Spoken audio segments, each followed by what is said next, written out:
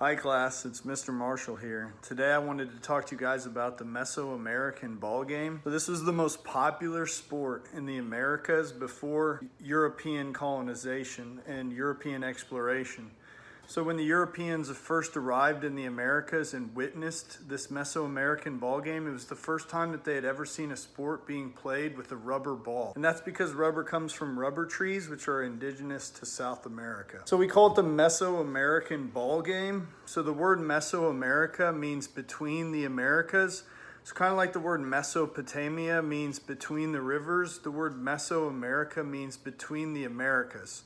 So what is Mesoamerica? It's Central America and Southern Mexico together. So it's not quite synonymous with the term Central America, but it's pretty close. So Mesoamerica is basically the isthmus between North America and South America.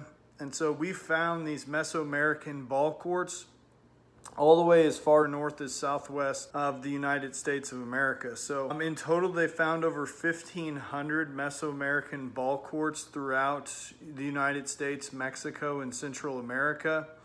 But the oldest ball courts that we found date back to about the year 1600 BCE. So about 3,600 years ago, 3,600 years ago, they were playing this game. And since we found so many courts, we can basically say that this was probably the most popular sport in the entire world for a time period. And it was most popular from about the year 200 to the year 700 AD or CE. So this was a hugely popular sport. The court looked like a big capital letter I. It had a long, narrow strip in the middle, and then it had end zones. So when you look at an aerial view of the ball court, it kind of looks like the capital letter I. We know that everybody played the game. Kids played the game, adults played the game, but sometimes the game was a really big deal and it had a lot of religious and symbolism intertwined in the game, and sometimes the game ended in ritual sacrifices where maybe the winning or losing team was killed after the end of the game. So there's a lot we still don't know about the game, but we do know that the rules varied from place to place.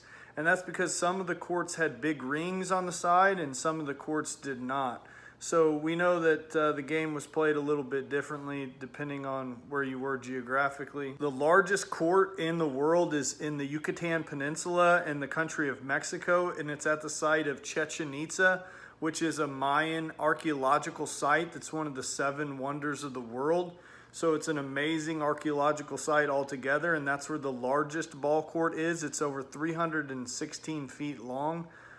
So that's a pretty cool site. The Mesoamerican ball game is still played today. The World Championships are held in Mexico City. Usually the rules require you to hit the ball with the trunk of your body, like your hips. And the ball can be extremely heavy, up to 8-pound heavy rubber ball. And that could cause some damage to your bones when playing the game. So this game was widely popular, but it was also very dangerous. So it's really cool to learn about the Mesoamerican ball game.